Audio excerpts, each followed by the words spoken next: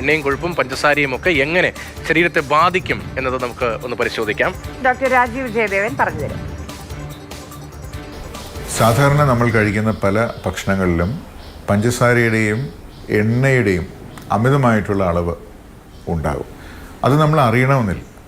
പ്രത്യേകിച്ചും നമ്മൾ വീട്ടിലുണ്ടാക്കുന്ന പലഹാരങ്ങൾ അല്ലെങ്കിൽ പുറത്തു നിന്ന് വാങ്ങിക്കുന്ന പലഹാരങ്ങൾ.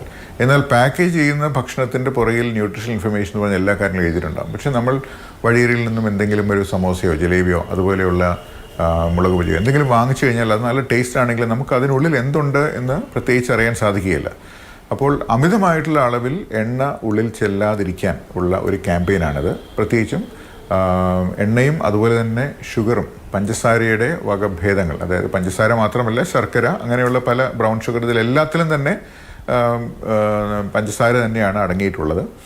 അപ്പോൾ ഇത് ഒരുപാട് അടങ്ങിയിട്ടുള്ള ഭക്ഷണങ്ങൾ ഏതൊക്കെയാണ് എന്ന് കുട്ടിക്കാലം മുതൽ നമ്മൾ അറിഞ്ഞിരിക്കണം എന്നുള്ളതാണ്. ഇതൊന്നും കഴിക്കരുതെന്നല്ല, എന്നാൽ കഴിക്കുമ്പോൾ നമ്മൾ അറിവോടുകൂടി കഴിക്കുകയും പരമാവധി ഇത് കുറയ്ക്കുകയും വേണം എന്നുള്ളതാണ് ഇന്ത്യയിൽ മാത്രമല്ല അന്താരാഷ്ട്ര തലത്തിലുള്ള ആരോഗ്യ നിർദ്ദേശങ്ങൾ. ഇതിൻ്റെ പ്രാധാന്യം എന്ന് പറഞ്ഞു കഴിഞ്ഞാൽ ഇപ്പോൾ കേരളത്തിലെ സ്റ്റാറ്റിസ്റ്റിക്സ് എടുത്തു കഴിഞ്ഞാൽ 50 വയസ്സിന് താഴെയുള്ള സ്ത്രീകളിൽ 3-ൽ 2 പേർക്കും അമിതവണ്ണമുള്ളവരാണ്, പ്രത്യേകിച്ചും ഉദരഭാഗത്ത്, വയറുഭാഗത്ത്. അപ്പോൾ ഇത് ഇപ്പോൾ തന്നെ നമ്മൾ അതിനുള്ള പരിഹാരം കണ്ടെത്തിയില്ലെങ്കിൽ ഇതുമൂലമുണ്ടാകുന്ന ആരോഗ്യ പ്രശ്നങ്ങൾ അത് നേരിടാൻ ബുദ്ധിമുട്ടാണ്, അതിന് ചിലവുണ്ടാവും. അതെല്ലാം നമുക്ക് നേരെയാക്കാൻ സാധിക്കണമെന്നില്ല. അതുകൊണ്ട് ഇത് തടയാനുള്ള എല്ലാ മാർഗ്ഗങ്ങളും എക്സർസൈസ് അടക്കം ആരോഗ്യകരമായിട്ടുള്ള ജീവിതശൈലി കൊണ്ടുവരുന്നതിനോടൊപ്പം ചെയ്യുന്ന ഒരു ക്യാമ്പയിനാണിത്. അമിതമായിട്ടുള്ള ഭക്ഷണം അല്ലെങ്കിൽ അമിതമായിട്ടുള്ള എണ്ണയുടെ അംശം ഉള്ളിൽ ചെന്ന് കഴിഞ്ഞാൽ, എണ്ണയുടെ പ്രശ്നം എന്ന് പറഞ്ഞാൽ അത് കാലറി ഡെൻസ് ആണ്. അതായത് ഒരു പ്രത്യേക വെയിറ്റ് എടുത്തു കഴിഞ്ഞാൽ മറ്റു പദാർത്ഥങ്ങളെ അപേക്ഷിച്ച് ഒരുപാട് കാലറീസ് അതിനകത്തുണ്ട്. എന്ന് വെച്ചാൽ വളരെ പെട്ടെന്ന് വണ്ണം വയ്ക്കാനുള്ള ഒരു പദാർത്ഥം തന്നെയാണ് എണ്ണ.